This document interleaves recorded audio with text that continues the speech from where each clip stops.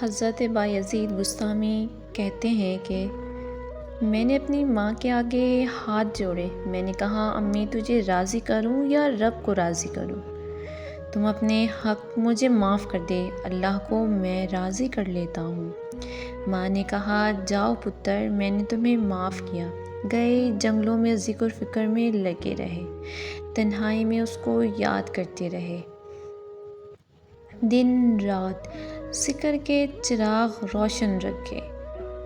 12 سال گزر گئے حق کی تلاش میں. ایک دن واپس مستام کے قریب سے گزر رہے تھے، خیال آیا چلتے چلتے ماں کو سلام کر جاؤں.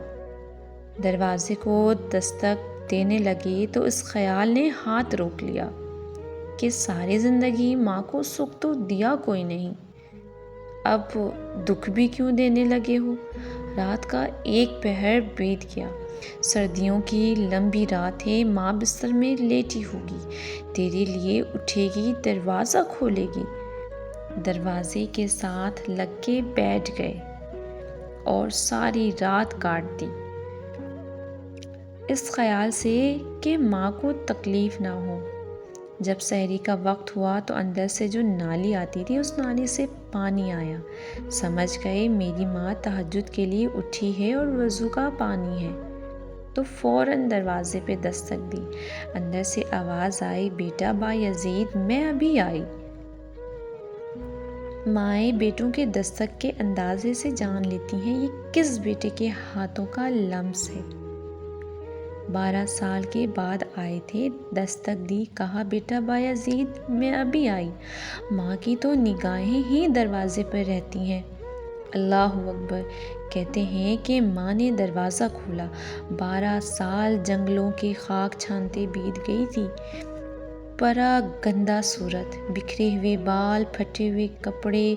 میری ماں کی جب نگاہ میرے پہ پڑی تو اس کی چشمان سے موٹے موٹے آنسو ٹپکنے لگے اور اس نے ایسے ہاتھ پھیلا کے کہا مالک، میرا بیٹا بایزید تیری طلب میں نکلا تھا، تو نے ابھی تک اسے اپنا قرب نہیں دیا. حضرت بایزید بسطامی کہتے ہیں 12 سال کی ریاضتوں سے جو کچھ نہیں ملا تھا ماں کے اٹھے ہوئے ہاتھوں سے مل گیا. میں نے کہا مالک میں تجھے کہاں ڈھونڈ رہا ہوں، تو کہاں موجود ہے؟ تو ماں باپ کی رضا اللہ کی رضا کا دروازہ کھولتی ہے. جن لوگوں کے ماں باپ ناراض ہیں اور وہ جا کے پیر صاحب کی خدمت کرتے ہیں، او میاں ماں کے قدم چومو، باپ کی ٹانگیں دباؤ، ان کی خدمت کرو. تمہارے پہلے مرشد وہ ہیں، ان کو راضی کرو. پھر کسی شیخ کامل کی صحبت میں آنا، دیکھو کیسے دل کی بند کھڑکیاں کھلتی ہیں. ایک مرشد تو ناراض کر آئے ہو، دوسرے مرشد سے تمہیں کیا ملے گا؟ تو راستہ یہیں سے کھلے گا. والدین کو کبھی ناراض نہ کرو، والدین کو کبھی دکھ نہ دو، والدین کو کبھی تکلیف نہ پہنچاؤ.